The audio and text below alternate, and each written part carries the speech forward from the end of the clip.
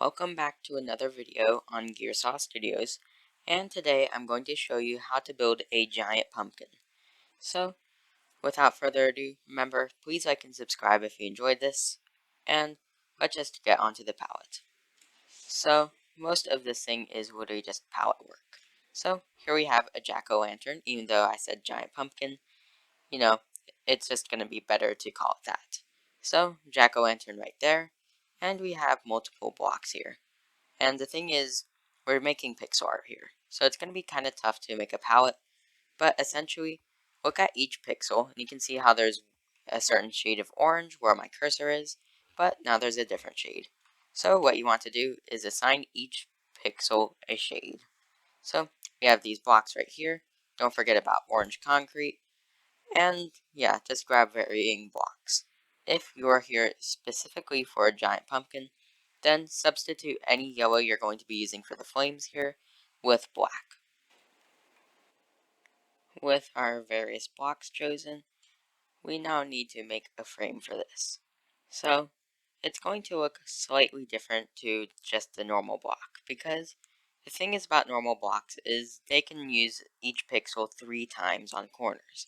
So you can see on this corner, 2 sides are the same color, but the top, well, actually that is the same color, but essentially that can cause issues. Like here on the very side, you can see that there's a bright orange there, but an outline orange there.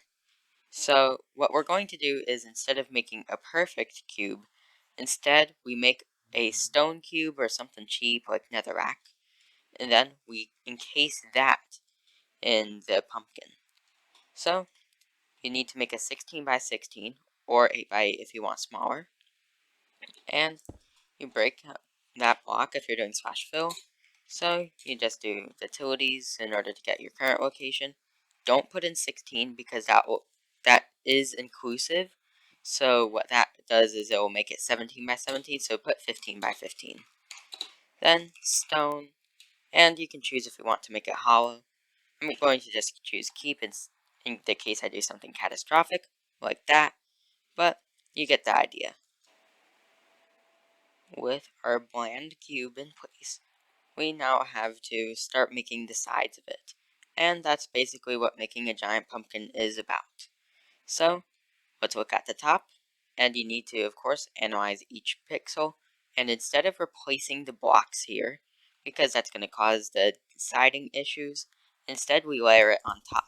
So, although it will have weird edges, it will look better in the long run. And you might be able to rectify that by giving it a black concrete frame from there to give it that block outline look like right here. So, of course, find each side and associate those pixels with the colors you've chosen. So right here, possibly some smooth red sandstone, and if you can't get a block, you can substitute it, because nothing's truly just made for anything in this. So just about any orange block will fit each situation. So don't be afraid if you can't get enough concrete, just use wool.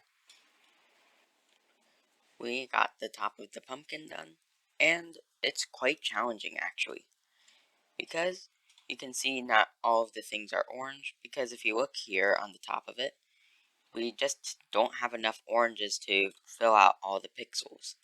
So of course you can make changes such as replacing the orange wool with white terracotta, so that way you have orange wool for use, but it's honestly just easier to replace some of the different pixels with ones of the same pixels.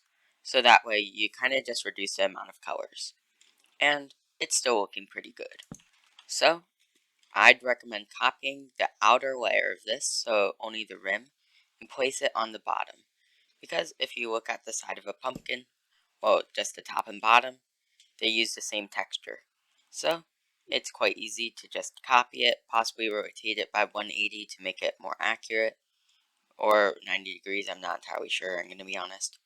But you just need to copy the outer layer unless you're going to be viewing it from the bottom. Now, it's time for the face of the pumpkin, and an important thing is to figure out where the middle is. I've already pre-marked the middle, so not an issue. So you can also see these really dark pixels on the bottom. However, due to the way pumpkins are rendered, I recommend just substituting those out for the normal pumpkin lines blocks, because it's just kind of odd that they chose to not ever make a bottom texture for these, so it clashes weirdly. And if you're gonna see the sides of it, might as well just skip out on that part. So, for the eyes, the brightest yellow should be yellow concrete or white concrete, then going to yellow terracotta, and then to some other light orange block. With our pretty high contrast face, our pumpkin is nearly complete because once you have the top and side, well, the face, you now only have to do the actual side. And you can see they're exactly the same. So do one, take a picture of it, and now you have just a blueprint right there for you. So it's a little odd that I decided to choose white terracotta, but I think it works because it does have some pretty nice contrast.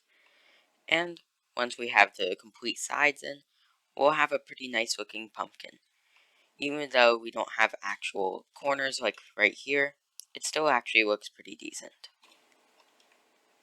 We have the sides done, and you can see it isn't that difficult to do the sides, and of course I structure blocked each side because they are all identical. And now we have a giant pumpkin, albeit it's incredibly flat.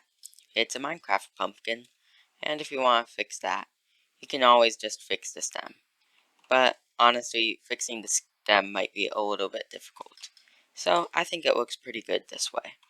So you now have just a giant pumpkin. You can put it on top of a snowman, or just whatever. Because it's just a good thing to put in your Halloween town. Could even make it into a house. And with that, it's the end of today's video. If you enjoyed this video, remember, please like and subscribe. It really helps me out. So, take care, enjoy the rest of your spooky month. Gearsaw out.